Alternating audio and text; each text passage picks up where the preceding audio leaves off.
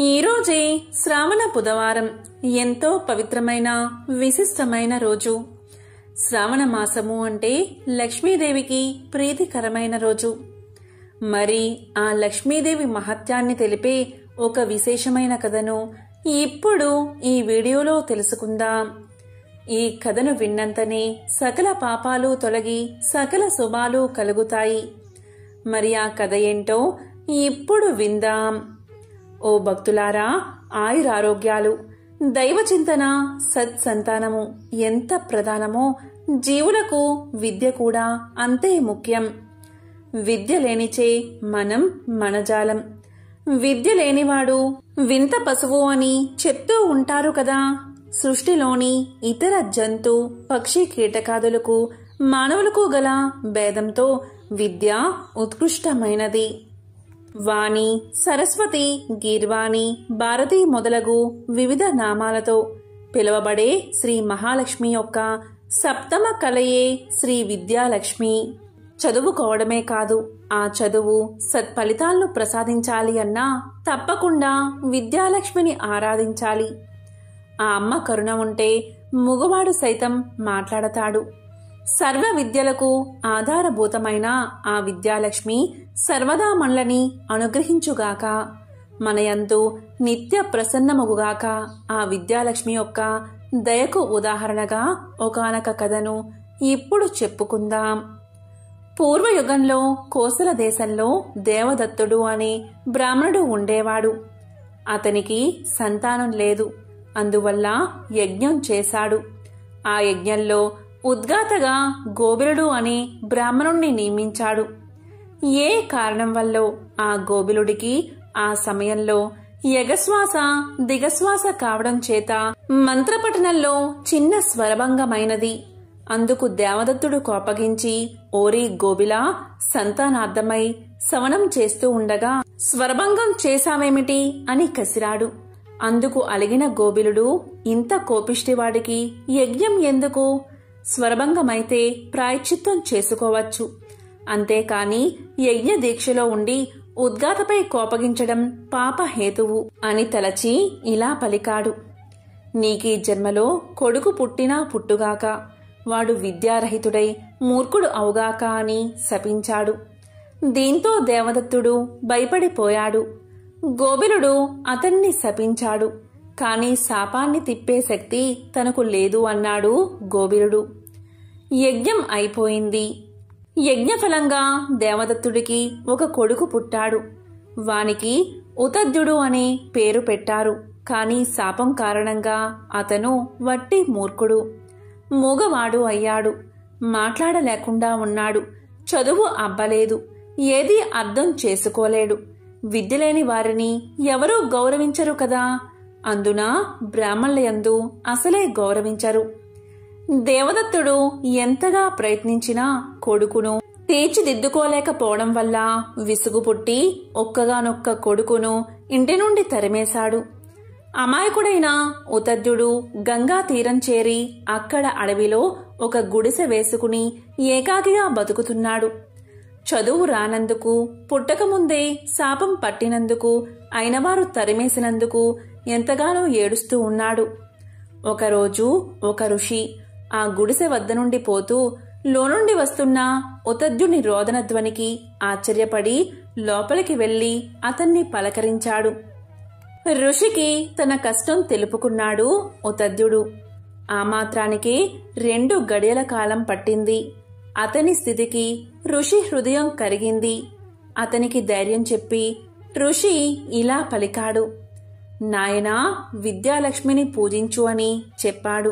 తనకి అవేవీ తెలియవు అన్నాడు ఉతద్యుడు. అది నిజమే కదా.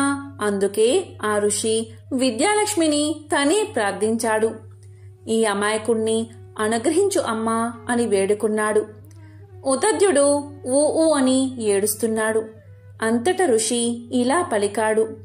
ఓయి, ఊ అని ఏడుస్తావెందుకు? ఏ అని ఏడు అని కసిరి వెళ్లిపోయాడు.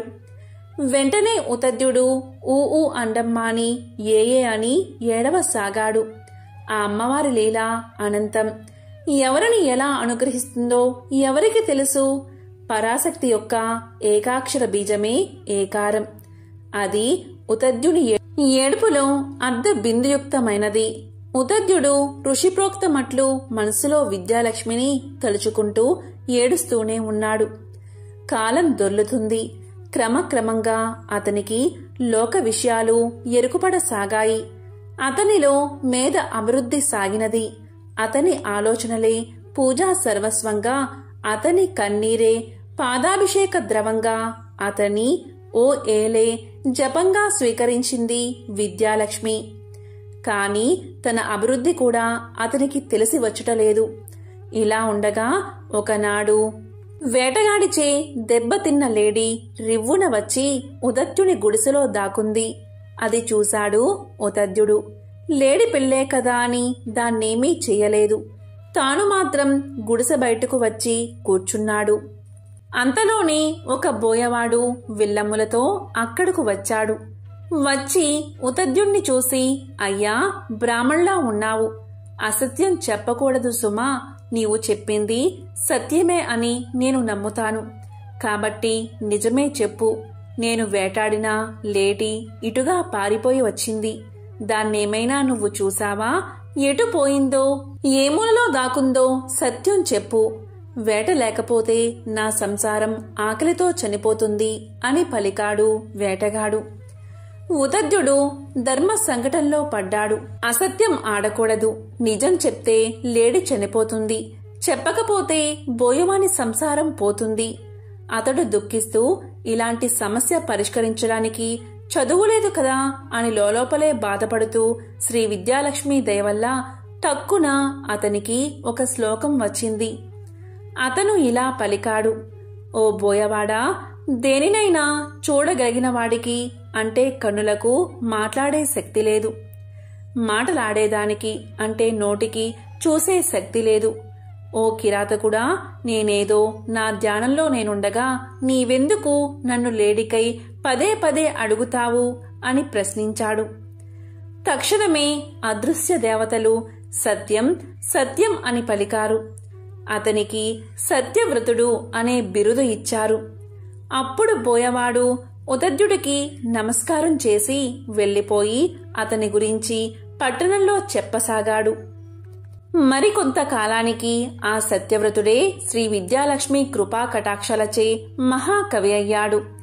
ఈ శ్రీ విద్యాలక్ష్మి ప్రభావాన్ని చదివినా విన్నా సర్వశుభాలు కలుగుతాయి. శ్రీ మహాలక్ష్మీదేవికి సంబంధించిన మరొక విశేషమైన కథను ఇప్పుడు తెలుసుకుందాం. ఒకసారి నారాయణుడు లక్ష్మీదేవితో ఇలా పలికాడు. దేవి, ప్రజల్లో ఎంతో భక్తి పెరిగింది. అందరూ నారాయణ నారాయణ అని జపిస్తున్నారు అని చెప్పాడు. ఆ మాటలు విన్న లక్ష్మీదేవి ఇలా అంది. నాదా, అది మీకోసం కాదు, నా కరుణా కటాక్షం కోసమే. మీ మీద భక్తి పెరిగింది అని పలికింది. అప్పుడు మహావిష్ణువు ఇలా అన్నాడు. అయితే జనులంతా లక్ష్మీ లక్ష్మీ అని ఎందుకు జపించడం లేదు అనగా లక్ష్మీదేవి ఇలా సమాధానం చెప్పింది. అలా అయితే నాదా, ఓ పరీక్ష పెడదాం, భక్తులకు అంది. సరే అన్నాడు నారాయణుడు. నారాయణుడు బ్రాహ్మణ రూపం ధరించి ఒక గ్రామంలోని గ్రామాధికారి ఇంటి తలుపు తడతాడు. అప్పుడు గ్రామాధికారి తలుపు తెరచి, మీరు ఎవరు, ఎక్కడి నుండి వచ్చారు అని అడుగుతాడు. దానికి ఆ బ్రాహ్మణుడు, నా పేరు లక్ష్మీపతి, మీ నగరంలో హరికథ చెప్పాలని అనుకుంటున్నాను అన్నాడు. వెంటనే గ్రామాధికారి, అలాగా, మహాభాగ్యం, మీరు మా ఇంట్లో ఉండండి అన్నాడు. మొదటి రోజు 10 మంది వస్తారు. రెండవ రోజు, మూడవ రోజుల్లో మరింత పెరిగి కూర్చోవడానికి స్థలం లేక నిలబడి భక్తితో వింటూ ఉంటారు. ప్రజల భక్తిని చూసిన శ్రీహరి ఎంతో సంతోషపడతాడు. ఆ సమయంలో లక్ష్మీదేవి ఒక వృద్ధురాలిగా మారి ఆ గ్రామానికి వచ్చి ఇంటికి తాళం వేసి హరికథకు వెళ్తున్న స్త్రీతో ఇలా పలికింది. అమ్మా, దాహంగా ఉంది, కొంచెం నీళ్లు ఇవ్వమ్మా అని అంటుంది. దానికి ఆమె, అమ్మా, నేను హరికథ వినేందుకు వెళ్తున్నాను అని సమాధానం చెప్తుంది. దానికి లక్ష్మీదేవి, నాకు కొంచెం నీరు ఇవ్వు, నీకు అమితమైన పుణ్యం లభిస్తుంది అని అడగ్గానే కాదనలేక ఆ స్త్రీ తాళం తీసి ఇత్తడి చెంబుతో నీళ్లు ఇస్తుంది. లక్ష్మీదేవి నీరు తాగి ఆ చెంబు తిరిగి ఆ స్త్రీ చేతికి ఇవ్వగానే ఆ చెంబు బంగారు చెంబుగా మారిపోతుంది. అది చూసి ఆ స్త్రీ ఆశ్చర్యపోయి 2 చేతులను జోడించి, ఎంత మహిమగల తల్లివి, నీకు ఆకలి వేస్తుందేమో, ఉండు అన్నం పెడతాను అంటుంది. దానికి వృద్ధురాలు, లేదు, నాకు ఆకలిగా లేదు అంటూ అక్కడ్నుంచి వెళ్లిపోతుంది. ఆ స్త్రీ హరికథకు వచ్చి ఆ సంగతి ఆమె చుట్టుపక్కల ఆడవారికి చెబుతుంది. దాంతో స్త్రీలందరూ మధ్యలోనే లేచి వెళ్లిపోతారు. మరుసటి రోజు నుంచి హరికథకు వచ్చేవారి సంఖ్య గణనీయంగా తగ్గడంతో లక్ష్మీపతి ఇలా అంటాడు, భక్తుల సంఖ్య ఎందుకు తగ్గుతుంది అని. దానికి గ్రామాధికారి, ఎవరో ఒక మహిమగల తల్లి గ్రామానికి వచ్చింది. ఆమె ఎవరింటికైనా వెళ్లి ఏ వస్తువులు తాకినా లేదా తిన్నా ఆ వస్తువు బంగారంగా మారుతుంది అన్నాడు. అప్పుడు నారాయణుడికి వచ్చింది లక్ష్మీదేవే అని అర్థమైంది. గ్రామాధికారి కూడా ఆ వృద్ధురాలి దగ్గరకు పోయి ఇలా అన్నాడు, అమ్మా, నేను హరికథ నిర్వహిస్తున్నాను, మీరు నా ఇంటిని ఎందుకు విడిచిపెట్టారు అని అన్నాడు. దానికి ఆ వృద్ధురాలు, మీ ఇంటికే నేను మొదట వచ్చాను, మీ ఇంట్లో హరికథ చెప్పేవారు ఉండడంతో నేను రాలేదు, అతను వెళ్లిపోతే నేను వస్తాను అని చెప్పింది. వెంటనే గ్రామాధికారి, నేనిప్పుడే వారికి ధర్మశాలలో గది ఇస్తాను అని వృద్ధురాలతో పలుకుతాడు. ఆ రోజు హరికథ పూర్తయిన తర్వాత లక్ష్మీపతి తన ఇంటికి వచ్చిన వెంటనే గ్రామాధికారి ఇలా అంటాడు, ఇక మీరు ధర్మశాలలో ఉండండి, అక్కడ అన్ని ఏర్పాట్లు పూర్తయ్యాయి అంటాడు. ఇంతలో లక్ష్మీదేవి వచ్చి గ్రామాధికారిని, మీరు బయటకు వెళ్ళండి, నేను వారితో మాట్లాడతాను అంటుంది. గ్రామాధికారి బయటకు వెళ్ళగానే లక్ష్మీదేవి ఇలా పలుకుతుంది, ప్రభు, ఇప్పుడు ఒప్పుకుంటారా? భక్తులు మీకోసం కాదు, నాకోసమే మీ నామం జపిస్తున్నారని అని అంటుంది. వెంటనే నారాయణుడు, అవును, ఇదంతా నీ ప్రభావమే, కాని నీవు నా కోసం వైకుంఠం విడిచి వచ్చావు, ఎక్కడ నా కథలు చెబుతారో అక్కడే నీవు ఉంటావు అని నారాయణుడు చెప్పి వైకుంఠానికి వెళ్లిపోయాడు. ఆ తరువాత ప్రతి ఒక్కరూ తమ ఇళ్లలోకి ఈ తల్లి రావాలని కోరుకుంటారు. అప్పుడు లక్ష్మీదేవి అందరితో ఇలా చెబుతుంది, నేను కూడా వెళ్తున్నా, నారాయణుడు ఎక్కడ ఉంటే అక్కడే నా నివాసం, మీరు నారాయణ్ణి పంపించారు, అందుకే నేను కూడా ఆయన దగ్గరికే వెళ్లిపోతున్నాను అని సమాధానం చెప్పి వైకుంఠాన్ని చేరుకుంటుంది. అందుకే ఎక్కడ నారాయణుడు ఉంటాడో, ఎక్కడ నారాయణ మంత్రాన్ని జపిస్తారో, ఎక్కడ నారాయణుడి పూజలు చేస్తారో, ఎక్కడ సంఖ్యధ్వని వినిపిస్తుందో, ఎక్కడ తులసితో ఆ మహావిష్ణువును అర్చిస్తారో అలాంటి వారి యందు లక్ష్మీదేవి కూడా తిష్ట వేసుకుని కూర్చుంటుంది. ఒకసారి వైకుంఠంలో శ్రీవారికి సేవ చేస్తున్న లక్ష్మీదేవిని శ్రీహరి ఏం కావాలో కోరుకోమన్నాడు. అప్పుడు లక్ష్మీదేవి ఇలా పలుకుతుంది, నాదా, ఏ భార్య అయినా తన భర్త అనురాగం తనకు ఉండాలని కోరుకుంటుంది. నాకు మీ అనురాగం పుష్కలంగా ఉంది, ఇంతకన్నా అదృష్టం మరేం కావాలి అని పలుకుతుంది. దానికి శ్రీహరి చిరునవ్వు నవ్వి, లక్ష్మి, నా అనురాగం మాత్రమే కాదు, ఆ పరమేశ్వరుడి అనుగ్రహం కూడా ఉండాలి, కాబట్టి నీవు శివుణ్ణి ప్రసన్నం చేసుకో అని చెబుతాడు. ఈ మాటలు విన్న లక్ష్మీదేవి భూలోకంలో ఒక అనువైన స్థలంలో పరమేశ్వరుడి కోసం ఘోర తపస్సు చేస్తుంది.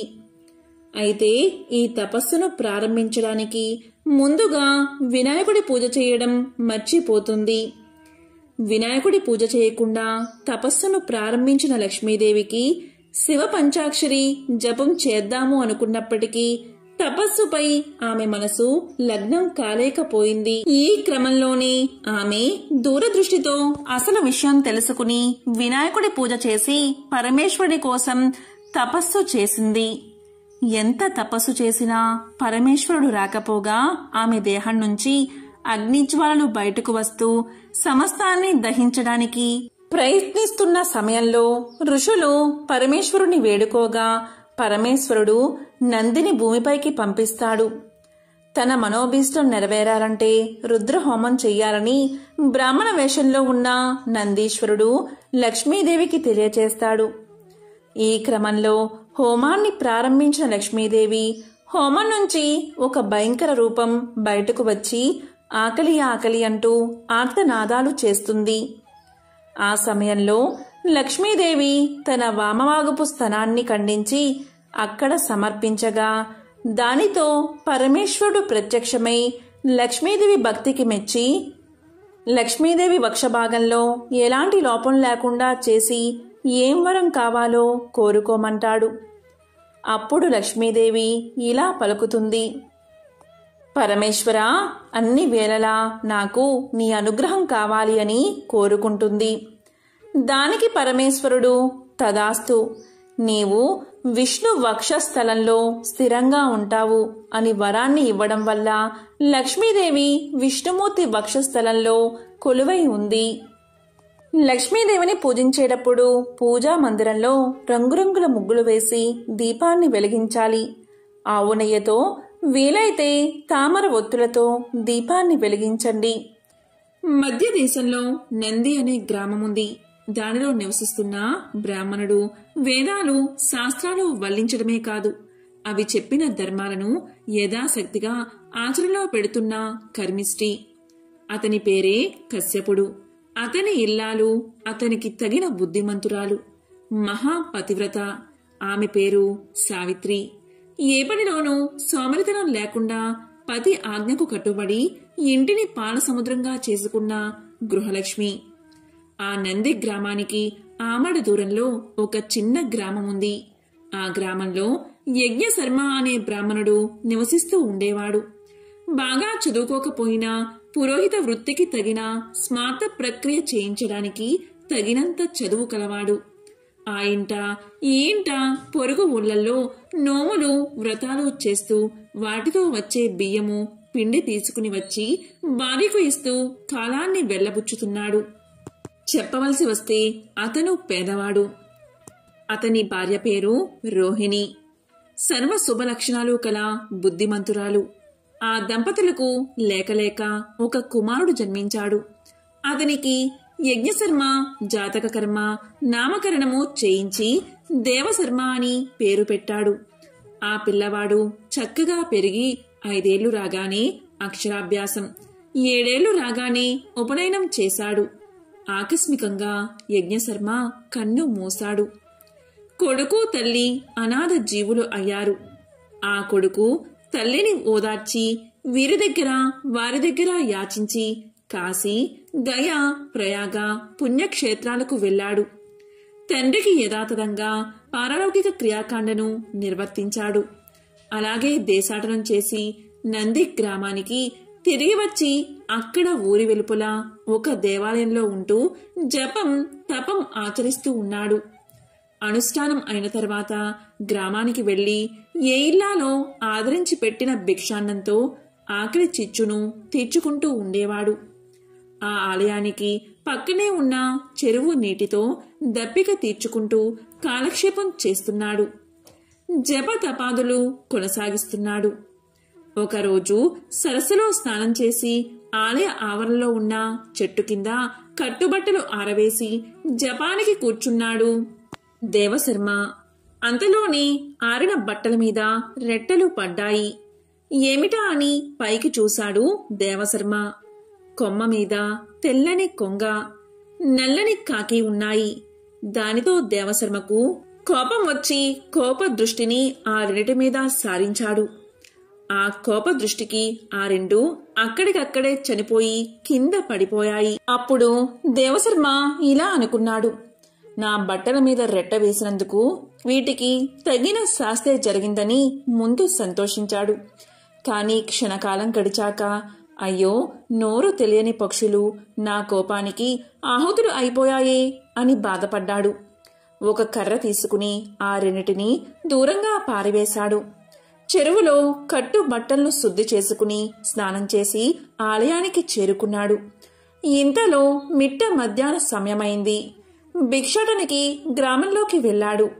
సరాసరి కశ్యపుని ఇంటి వద్దకు వెళ్లి భవతి భిక్షాందేహి అని కేకపెట్టాడు దేవశర్మ. అదే సమయంలో కశ్యపుడు ఊరి నుండి వచ్చి ఇంటి లోపలికి వెళ్లాడు. అప్పుడు సావిత్రి భిక్షకుడి మాటను విన్నా కాని పతికి సేవ చేయకుండా ఏ పని చెయ్యదు కదా. అందుకనే దేవశర్మకు ఆహారం పెట్టలేకపోయింది. పతికి స్నానము, భోజనము వగైరా అంతా సక్రమంగా జరిపి ఆయన పడుకున్న తర్వాత ఒక విస్తరిలో ఆహార పదార్థాలు తీసుకుని బయటకు వచ్చి ఇదిగో తీసుకోండి అని వినయంగా పలికింది. అప్పుడు కోపంతో దేవశర్మ ఇలా పలికాడు, ఇంతసేపు నీ వాకిలి ముందు నిలబెట్టి ఇప్పుడు అన్నం తెస్తావా అని రోషంతో మండిపడుతూ నిన్ను కాల్చేస్తాను చూడు అన్నట్టుగా చురచురా చూడసాగాడు. అతను గొప్ప తపశక్తి కలవాడు అనే గర్వం అతనికి ఉంది. అప్పుడు సావిత్రి పరమ పతివ్రత. ఆ చూపులకు బెదరకుండా నేను కొంగను కాను, లేక కాకిని కాదయ్యా, నీ చూపులకు కాలి చావడానికి తీసుకో, భిక్ష తీసుకో అని భిక్షను ఇచ్చి నవ్వుతూ హేళనగా పలికింది. ఆ మాటకి దేవశర్మ ఆశ్చర్యపోయాడు. ఎక్కడో ఊరి వెలుపులా చెట్టు కింద జరిగిన విషయం ఇంట్లో ఉండే ఈమెకు ఎలా తెలిసింది? ఈ విషయం ఈ ఆడదానికి ఎలా తెలిసి వచ్చింది? ఈ ప్రశ్నతోనే అతని ఆకలి అణిగిపోయి ఆశ్చర్యంతో తల మునకలు అయ్యింది. మారు మాట్లాడకుండా ఆహార పదార్థాలు తీసుకుని తలవంచుకుని తిన్నగా తన విడిదికి వచ్చాడు. ఆకులో ఆహార పదార్థాలు కొమ్మరించి అన్నీ కలిపి ఒకేసారి భోజనం చేశాడు. అతనిలో చైతన్యం లేదు. అలాగే చెయ్యి నోరు కడుక్కున్నాడు. ఎండ చల్లబడిన తర్వాత మళ్లీ కశ్యపుని ఇంటికి వెళ్లాడు. అప్పటికే కశ్యపుడు నిద్రలేచి పొలం పనిమీద వెళ్లిపోయాడు.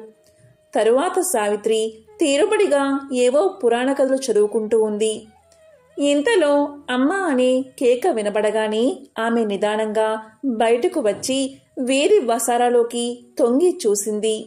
ఎదుట చేతులు జోడించి నిలబడి ఉన్న దేవశర్మ కనిపించాడు. అప్పుడు సావిత్రి ఇలా అడుగుతుంది, ఓ బ్రాహ్మణుడా, మళ్ళీ ఎందుకు వచ్చావు అని అడిగింది. దానికి దేవశర్మ ఇలా అడిగాడు, అమ్మా, ఎక్కడో జరిగిన దానిని ఇంట్లో ఉండే నీవు ఎలా చెప్పగలిగావు? ఆ శక్తి నీకు ఎలా లభించింది? అది అడగడానికే వచ్చాను అని బెదిరిపోతూ అడిగాడు. అప్పుడు సావిత్రి ఇలా పలికింది, ఓహో, ఆ సంగత. పతినే ఆరాధ్య దైవంగా భావించి సేవించడం భార్య ధర్మం. నేను ఆ ధర్మాన్ని మరిచిపోకుండా పాటిస్తున్నాను. దానివల్లే నాకు ఆ విషయ జ్ఞానం కలిగింది. స్వధర్మం ఎంత కర్మసఖ్యమైనా శ్రద్ధతో ఆచరించేవారికి అన్ని శక్తులు అలవడతాయి. దేనిలో ఆశ్చర్యపడవలసిన అవసరమేమీ లేదు. ఇక నీ విషయం. నిన్ను నవమాసాలు మోసి దుర్భర ప్రసవ వేదన అనుభవించి నిన్ను కళ్ళల్లో వత్తి పెట్టుకుని పెంచిన తల్లిని, పైగా అనాథను, నీపై ఆధారపడి ఉన్న వ్యక్తిని గాలికి వదిలేసి నువ్వు ఇక్కడ చేసే జపం, తపం, అర్థంలేని పనులు. కన్న తల్లిని మించిన దైవం లేదు. మాతృదేవోభవ అనే శృతివాక్యం నువ్వు వినలేదా? విని ఏం లాభం? ఆ మాతృదేవతను సేవిస్తూ ఉంటే అన్నీ నీకు వశం అవుతాయి. ఆ మాత్రం తెలియకుండా స్వధర్మ త్యాగమై ఏదో తపస్సు చేస్తున్నావు. నీ తపస్సు వల్ల వచ్చిందేమిటి? కొంగని, కాకిని చంపడమే కదా. వెళ్ళు, ఇంటికి వెళ్లి తల్లిని శ్రద్ధాభక్తులతో సేవించు. అదే గొప్ప తపస్సు అనుకో. ముందుగా నీ కోపానికి బలైపోయిన పక్షులకు దహన శుద్ధి చేసి స్నానం చేసి తిన్నగా ఇంటికి వెళ్ళు. తల్లిని పోషిస్తూ ఉండు. నీకు యజ్ఞశర్మ అనేవాడు తన కూతురునిచ్చి వివాహం చేస్తాడు. తరువాత మీకు కొడుకు పుడతాడు. అతను నీ వంశకర్త అవుతాడు. తర్వాత నీ తల్లి అలాగే నీ భార్య చనిపోతారు. ఇంకేముంది, నువ్వు యథావిధిగా సన్యాసాన్ని స్వీకరించు. ఆ నరసింహస్వామిని మనసారా ఆరాధిస్తూ కాలక్షేపం చెయ్యి. జన్మాంతముందు విష్ణు సాన్నిధ్యాన్ని పొందుతావు అని చెప్పింది సావిత్రి. ఆ మాటలు అన్నీ విన్నాడు దేవశర్మ. ఇలా పలికాడు, క్షమించు తల్లి, బుద్ధి వచ్చింది, పోయి వస్తాను అని వెనుతిరిగి వచ్చి పక్షులకు దహనాధికం చేసి తిన్నగా స్వగ్రామానికి చేరుకున్నాడు. సావిత్రి చెప్పినట్లుగాని మాతృసేవ చేస్తూ గృహస్థుడై పుత్రుడు కలిగిన తర్వాత భార్యా తల్లి మరణించాక సన్యాసి అయ్యాడు.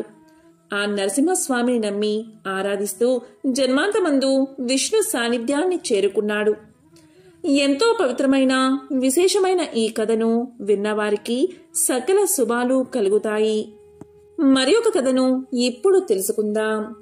చంద్రవంశపు రాజుల్లో శంతనుడు చాలా గొప్పవాడు. అతను దాన ధర్మాలకు, దైవభక్తికి పెట్టింది పేరు.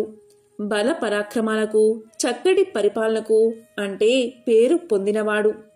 అతని మంచితనానికి బహుమతిగా ఇంద్రుడు ఒక రథాన్ని బహుకరించాడు. మంచి రోజు చూసి దాన్ని అధిరోహించాలి అని అనుకుని ఒక రథశాలలో ఉంచాడు శంతనుడు. శంతనుడు నారదముని ముఖతః నరసింహస్వామి మహిమలు విని శ్రద్ధాభక్తులతో నరసింహస్వామిని ఆరాధిస్తూ ఉండేవాడు. ఒకరోజు ఉదయకాలం ముహూర్తం బాగుందని దైవజ్ఞుడు చెప్పగా దేవదత్తమైన దివ్యరథం ఎప్పుడు ఎక్కుతానా అనే తమకంతో ఉన్నాడు శంతనుడు. కనుక త్వరగా ఆ స్వామికి పూజ చేసి బయటకు వచ్చాడు. రథశాలకు వెళ్లి రథాన్ని బయటకు తీసించాడు. చుట్టూ 3 సార్లు ప్రదక్షిణ నమస్కారాలు చేసి రథాన్ని ఎక్కాడు. అయినా ఏం లాభం, రథం కొంచెం కూడా కదల్లేదు. అది కదలకపోయేసరికి తెల్లముఖం వేసుకుని కిందకి దిగాడు. రథకారుల్ని రప్పించి ఎక్కడ లోపం ఉందో చూడమని ఆత్రంగా అడిగాడు. వాళ్ళు చాలా దీక్షగా చూసి ఏ లోపమూ లేదు ప్రభు అన్నారు. నడపండి అన్నారు. రాజు మళ్లీ ప్రయత్నించాడు. అయినా ప్రయోజనం లేకపోయింది. ఏమిటో అర్థం కాలేదు. అతని ఉత్సాహం నీరు కారిపోయింది.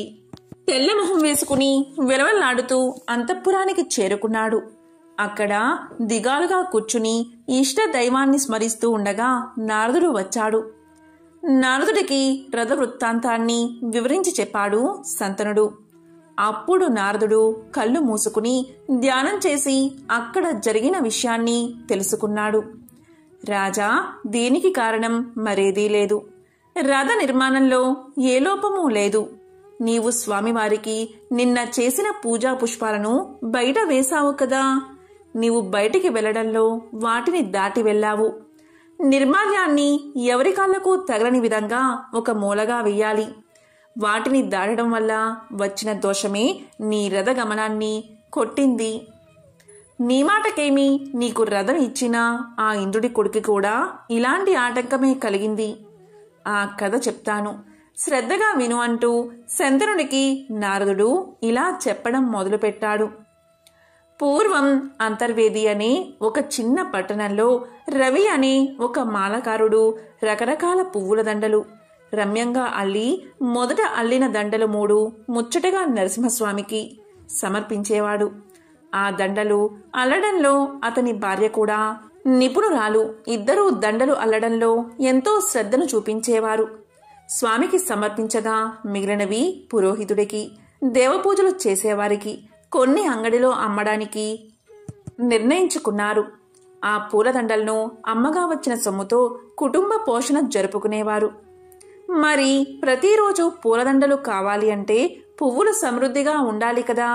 అందుకని పెరటిలో దూరంగా ఉన్న తన సొంత స్థలానికి చుట్టూ ఎత్తుగా 4 వైపులా ప్రహరీని కట్టించి లోపల పలు రకాల పూల మొక్కలు, తీగలు నాటాడు. ఇంటిలో నుంచే ఒకే ఒక ద్వారాన్ని ఉంచాడు. బయట నుంచి మనిషి గాని పశువు గాని లోపలికి రావడానికి ఆస్కారం లేదు. మల్లె, మొల్ల, మాలతి, జాజి, పొన్న, చామంతి ఇలా ఎన్నో రకాల పూల మొక్కలను నాటాడు. దానికి బృందావనమనే పేరు పెట్టాడు. సూర్యోదయం అయ్యేసరికి కొన్ని పూలు పూస్తాయి. ఇదిలా ఉండగా ఒక అమావాస్య రోజు రాత్రి కన్ను పొడుచుకున్నా కనిపించని కటిక చీకటి. తొలిజాము ముగిసేదాకా రవి బృందావన సంరక్షణలోనే గడిపి ఇంటికి వెళ్ళాడు. అప్పుడు భార్య అరిటాకు ఎదురుగా వేసి ఆహార పదార్థాలు వడ్డించింది. ఇద్దరూ స్వామివారి కథలు చెప్పుకుంటూ భోజనాలు చేసి పడక గదికి వెళ్లారు. తొలికోడి కూసింది. రవి నిద్రలేచాడు. స్నానాన్ని ముగించుకుని నరసింహస్వామికి మేల్కొలుపులు పాడుతూ పువ్వుల బుట్ట పట్టుకుని తోటలోకి వెళ్లాడు. పూల మొక్కలన్నీ స్వభావ విరుద్ధంగా కనిపించాయి. దిగాలపడి చూస్తూ నిలబడ్డాడు. ఆ తోట మొత్తము చూసినా ఒక్క పువ్వు కూడా కనిపించలేదు. ఇదేదో మాయలాగా ఉందే. నిన్న సాయంకాలం నిండుగా ఉన్నాయి. ప్రతిరోజు ఈ సమయానికి పూలు పూస్తాయి కదా, ఈరోజు ఒక్క పువ్వైనా లేదే. ఎవ్వరూ రావడానికి వీలు కానంతగా నలువైపులా గోడ. ఇంటిలో నుంచి తప్పితే తోటలోకి ప్రవేశించడానికి మరొక ద్వారం కూడా లేదు. మరి పువ్వులు ఎలా మాయమయ్యాయి? ఇదేదో ఇంద్రజాలంలాగా ఉన్నది అనుకున్నాడు రవి. ఈనాడు నా స్వామికి పూలదండ సమర్పించలేని దౌర్భాగ్యుణ్ణి అయిపోయాను అని బాధపడి ఇంటి లోపలికి వెళ్లి భార్యకు చెప్పాడు. ఆ మాట వినగానే ఆమె కూడా పూల తోటలోకి వచ్చి అంతా చూసి ఆశ్చర్యపోయింది.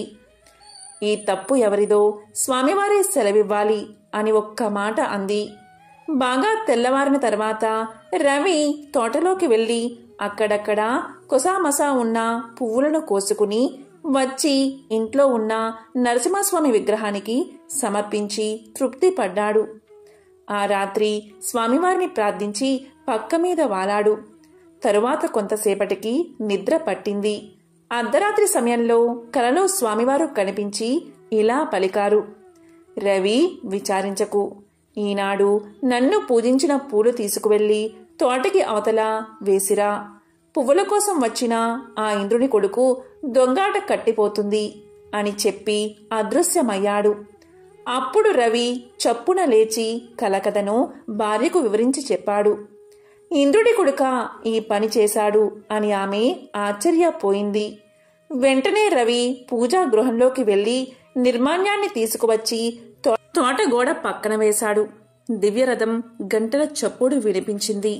అక్కడ పువ్వుల తోటలో ఇంద్రుడి కొడుకు వచ్చి గోడకి పక్కనే రథాన్ని దిగి లోపలికి వెళ్లాడు. పువ్వులు కోసుకుని రథాన్ని ఎక్కబోయాడు. ఎక్కలేక అక్కడే కింద పడిపోయాడు. ఏమిటి వింత అని రథసారథిని అడిగాడు. అప్పుడు రథసారథి గోడ పక్కన చూసి, కుమారా, స్వామిని పూజించిన పువ్వులు కింద ఉన్నాయి. వాటిని చూడకుండా నువ్వు తొందరపడి నిర్మాల్యాన్ని దాటి రథం ఎక్కడానికి వచ్చావు. నిర్మాల్యాన్ని దాటినందుకు ఈ పని జరిగింది.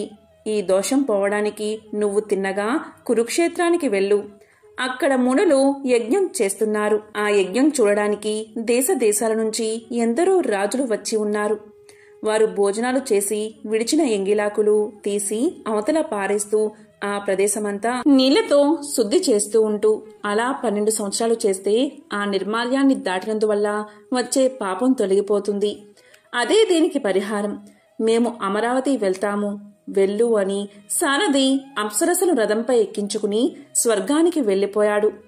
మరేమీ మాట్లాడకుండా ఇంద్రుని కొడుకు కురుక్షేత్రానికి వెళ్లి సామాన్య మానవుడులాగా అక్కడ 12 ఏళ్లు ఎంగిలాకులు తీసి పారేస్తూ భోజనశాలను శుద్ధి చేస్తూ కాలక్షేపం చేశాడు.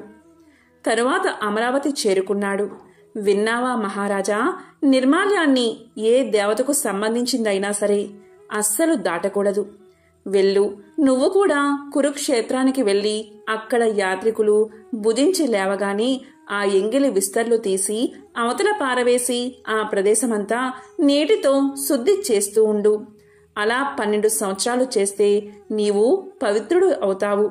తరువాత ఈ దివ్యమైన రథాన్ని ఎక్కు. అప్పుడు ఇది నిరాటంకంగా వెళ్తుంది అన్నాడు నారదుడు. ఇదంతా విన్నా మహారాజు కురుక్షేత్రానికి వెళ్లి నారదుడు చెప్పిన విధంగా చేసి పాప విముక్తుడై తిరిగి రాజ్యానికి వచ్చాడు. హాయిగా రాజ్య పాలన చేశాడు. శాస్త్ర ప్రకారం బుధవారం గణేశుణ్ణి పూజిస్తే విశేష ఫలితాలు కలుగుతాయి. గణేశుడి అనుగ్రహం పొందాలి అంటే బుధవారం నాడు నియమ నిష్ఠలతో ఆయన్ని పూజించాలి.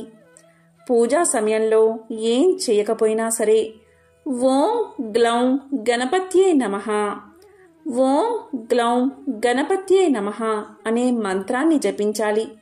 ఈ మంత్రాన్ని జపించడం వల్ల వృత్తి జీవితంలో అన్ని అడ్డంకులు తొలగిపోతాయి. గణేశుడి అనుగ్రహం మీపై శాశ్వతంగా ఉంటుంది. ఓం గ్లౌం గణపత్యే నమః.